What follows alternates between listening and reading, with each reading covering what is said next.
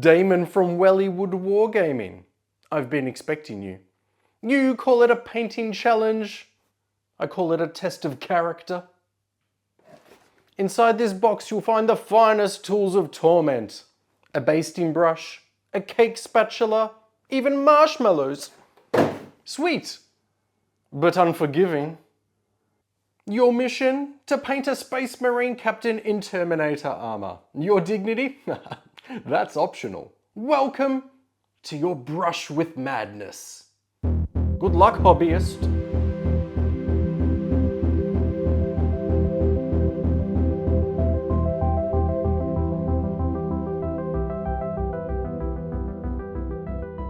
In the vaults of forbidden knowledge, amid the dust of 10,000 forgotten tomes, I searched. I sought not power, only answers. For word had come to me, not on parchment or astropathic wave, but through a device of ancient plastics and questionable meaning. It was from one known only as Mike, of the House of the Flashing Badger.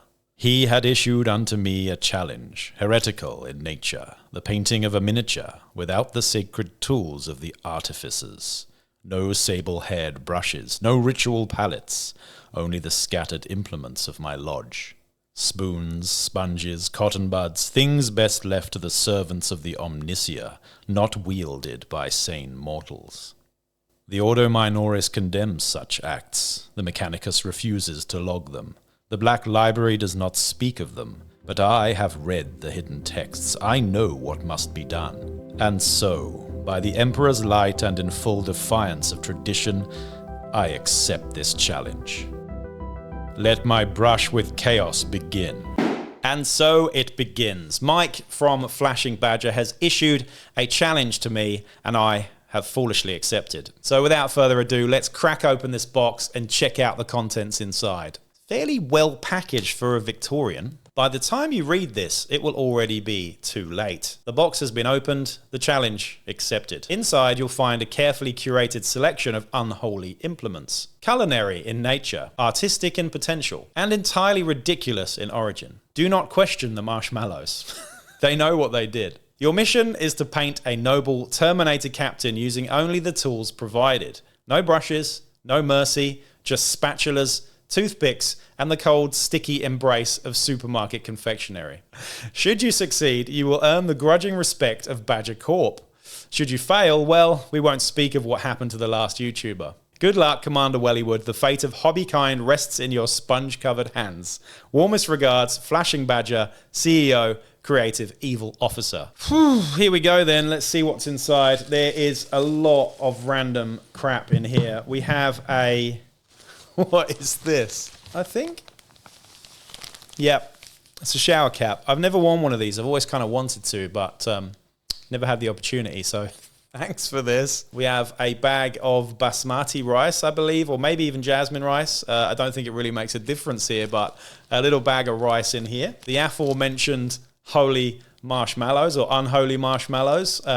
We'll see what we can do with those. Silicon pastry brushes.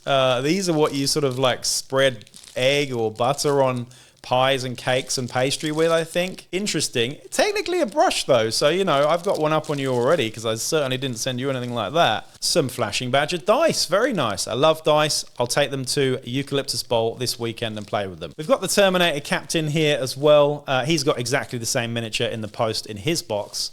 Cake tins. I don't know if I could do this anymore. Decaf Tetley. First of all, it should be Yorkshire tea. Tetley is like third best, I'd say, in British teas. Decaf, though? Mate, death before decaf. Death before decaf. Rui Bosch and vanilla. That is very swanky, mate. You're already making me feel very working class there indeed. So 2 of each. We've got some Tetley decaf. I know why you wanted to get rid of those. If you actually drink these, seriously, mate, you've got problems. Toothpicks. Those could be useful, actually, for detail and stuff. If we're going to do any detail, I suppose a toothpick might be the way to go. Aha! The humble sponge. Now, this can definitely be used to good effect, because I've seen other people do it. Never done it myself, though, so I guess we'll see how we go. What is this? A sort of basting or palette knife? It's silica. It's quite nice, actually. It probably cost a fortune. A lot more than I spent on yours anyway. I'm not sure what I'm going to do with that either. A couple of straws, kitchen paper, clean up messy spills maybe, or I can just maybe wipe my stuff on it. That is it, guys. I guess I better go away and build this Terminator Captain and then meditate for a while and think on how I'm going to use all of these items to paint up said Terminator Captain. Now for building the Terminator Captain, I took everything off the sprue, cleaned it all up and started sticking it together. I noticed this is a very big and chunky miniature and I absolutely hate this head. It's awful, so I've swapped it out for a Necromunda Corpse Grinder Initiate. I've got rid of the base detail as well because I'm going to do something funny with the basing materials that I was provided here too. I then decided to chop the power sword off and give more of a Moldy / Pacifica vibe with a Saurus Age of Sigmar club, a spiked club here that fits the Carcharodon sort of style. I then went and primed the whole miniature in a Chaos Black spray, the only easy step in this entire video. I then went and got some blue tack and just haphazardly smushed it into the shoulder pads and the cloak to keep that black. Alright then, let's apply some paint. So I got some Eshin Grey, this is a sort of dark mid-grey, and I couldn't take it out with a brush of course, so I started using the straws that were provided and sucked some paint out and stuck it on my palette. This wasn't easy, I must say. I could have done this in an easier way with another tool, but I just thought, you know, better use the straws in some way or another. Then I got the massive grey dish sponge and just dunked the entirety of this sponge in the Eshin Grey paint. I must say, I've seen people use sponges before and this is not one of the ones you're going to want to use. Very rough, very porous, and it's obviously got a scouring pad on the other side as well. So great for dishes, not so good for painting. Now what I could have done here is thin down this paint, but I couldn't be bothered, so I just started smushing it all over the miniature and hoped that the blue tack would stay on long enough to actually give me some clean black underneath all this grey. But yeah, not the desired result, I have to say, so far, and should I been using some makeup sponges, I'm sure this process would have been a lot easier and a lot smoother. Alright, it's not too bad so far. We've got some sort of vague volumetric highlights, but they're very blotchy and very messy at the moment. I'm hoping that I can do some detail later to bring everything out. Big brain time. I decided to rip some sponge off and stick it inside the straws to make a sort of stippling brush, I suppose. And this worked quite well to get in there and do a little bit more detail, I suppose. I then went and used a much more mid to light grey here, which I have to say, in retrospect, is quite a jump from Eshin Grey here. I should have probably mixed it one-to-one with Eshin Grey, but I didn't, and that's what we've got. So I went in here and gave the entire miniature a big coat of some very light grey. I have to say though, this is probably the closest grey you're going to get to the sort of Carcharodon colour anyway, to be honest. Never fear though, we're going to darken it all down after this. I have to say the miniature's looking absolute trash at the moment, so we'll see how this goes. Hideous, just hideous. I've decided to have a little break here and have some of the marshmallows provided to make myself feel better about my life. I mean seriously, look at this, what a mess. Alright, time for the big reveal. Let's take off the blue tack, hoping that we don't remove any of that black primer from underneath. Actually, you know, it's not looking too bad. A nice clean black underneath. Probably don't need to do too much with this. Now for the cloak though. That's alright, you know, like the grey looks less shit now that we've got those nice black panels. So, still looks crap, but yeah.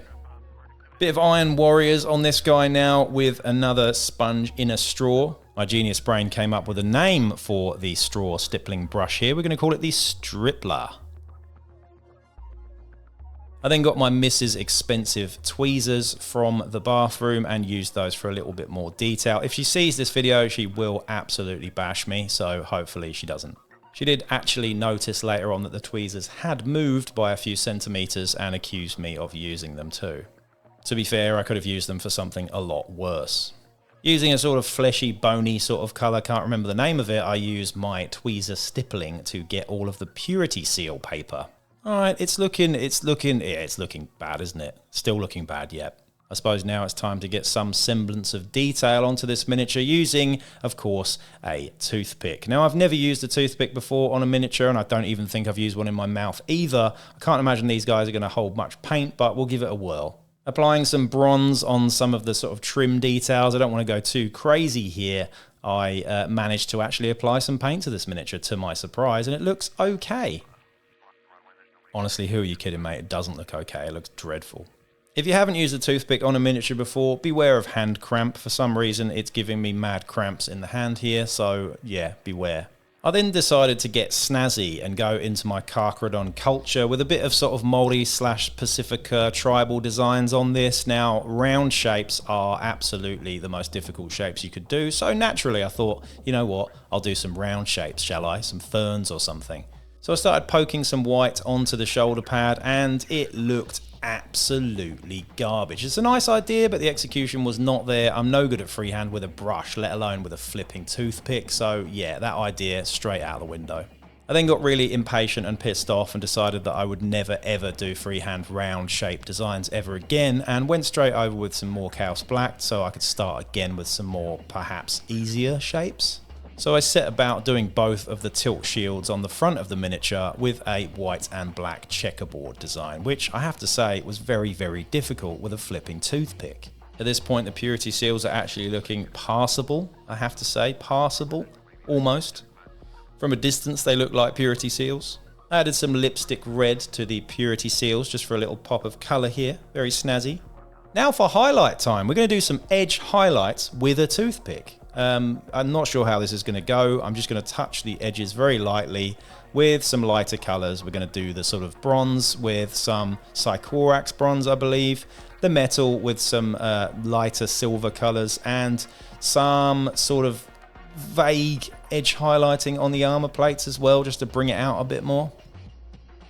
I then got out the Stripler again and added some Gorthor brown sort of weathering all over the miniature. I went a bit heavy-handed here, I have to admit, and it looks a bit crap, but, you know, I suppose what did I expect? Now for the fun part, or normally the fun part, the oil wash. Now I've mixed a burnt umber and black 50-50 with some, you know, odorless mineral spirits here, and of course the only thing that I've got to actually mix them together is a silicone, huge, lime green turkey basting brush. So thanks for that. This is going to be really, really easy to apply the oil wash to the miniature in a controlled fashion. Dear, oh dear, oh dear. Just look at this mess. This is the most chaotic way of painting that I've ever possibly managed. I have no idea how this is going to look afterwards either, and I've got no way of actually taking the oils off the miniature either, because I didn't get any cotton buds. Smush it all in, smush it all around, smush it into all the creases and crevices, and just hope for the best, really. It's at this point that I started questioning my entire life up to this point, and really I have no words for what on earth I am doing here. Alright, well, seeing as I don't have any cotton buds, I suppose I'll use some kitchen roll to just sort of like really roughly just whack all over this miniature and try and remove some of the oils, I suppose, but let's see how we go. What an absolute mess. Oh my goodness. Tell you what though, at least it doesn't leave little fluffy bits like the cotton bud does. It's certainly not the optimal way of doing it, but you know, hey ho. Right, now for the basing materials. I'm going to get one of these stupid little cupcake cups and mix some PVA glue with the two tea bags. We're going to mix two different types of tea bags here. We've got the decaf Tetley, which I hate to admit actually exists, but it does. Someone out there drinks it. Probably Mike. I have to say, I hate even saying decaf Tetley because it's just an awful thing and it shouldn't exist. So anyway, we're going to use it for basing materials. We're certainly not going to drink it. I would never. And then I added a little bit of rice. I don't want to go too crazy with the rice because it's just obviously rice. I mean, I could break it up a little bit, I suppose, or cook it or something, but I just thought, you know what, if I add just a few grains of rice in here, it will add some alternate textures. And I have no idea how this is going to work either. Well, I've got nothing to mix this together or apply to the base at all here, so we're going to use this massive palette knife that I was supplied with here as well. Ideal tool for basing, really. Mixy, mixy, mixy, stir it all around, and if it gets too dry, add a little bit more PVA glue until you get some sort of weird decaf tea and rice paste that we're then going to apply to this base all over, smushing it in with the palette knife. I then went in and did a watered down PVA glue over the top, and just to sort of lock things in and seal it up, and we're going to leave that to dry overnight and see what it looks like tomorrow.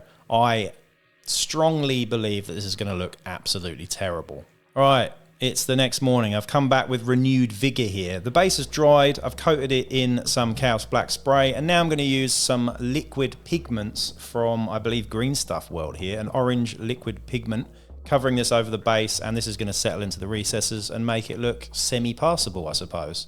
I use my Stripler here just to smush it all in, make sure we've coated the entirety of the base in this nice burnt orange colour. Now, with everything looking pretty monochromatic and awful at this point with the oils dried, I must say I'm not too happy with it so far. The metals look okay though, I have to say. I went in with some blood effects, some blood for the blood god here on another toothpick / cocktail stick here, and added some sort of splashes of blood by flicking the cocktail stick at the miniature. And actually, it makes quite a bit of difference. It brings it into the Carcharodon theme a little bit more, makes it even more grimdark, and honestly, I couldn't do any detail on the face because the detail just isn't there anyway, and the sort of tip of the toothpick is just not fine enough. So I've settled for a very, very basic scheme here, and the blood I think adds a little bit to it. The liquid pigment has pretty much dried and given us a nice subdued orange hue to the base. We're then going to go over with some sort of light rusty orange pigment powder and a yellow pigment powder as well, and see how we turn out. Starting out with the rusty pigment, I then covered it with some extra areas of yellow as well, just to get a bit of variation in color. I think this will actually pop quite nicely against a monochromatic miniature like this as well. When you're doing very dark, grimdark schemes in general, it's best to have a base that pops a little, just so you've got something that sets the two apart and puts it into that sort of grimdark world. Alright, now for the glamour shots. This miniature was a nightmare. This whole challenge was a nightmare, and I have to say, I really enjoyed every single dirty minute of it. So thank you to everybody who's watched this so far. I imagine, Mike, you are going to absolutely smash me in this one, but at least I've covered a very, very grim, dark corner in this painting challenge. So I think it looks all right, you know, from a distance, it's not too bad. From a distance, it's not too bad. The base is quite nice, and honestly, I didn't think it would turn out as well as this. So considering I didn't use a single brush here, things could be a lot worse, I think. But I'd love to know what you think down in the comments down below, and whether or not mine is better than Flashing Badger or not. So yeah, this has been a really fun challenge, and thanks to all those who have watched. Please do like, share, subscribe, and check out the Patreon as well, and I'll be back with another one real soon. Peace out.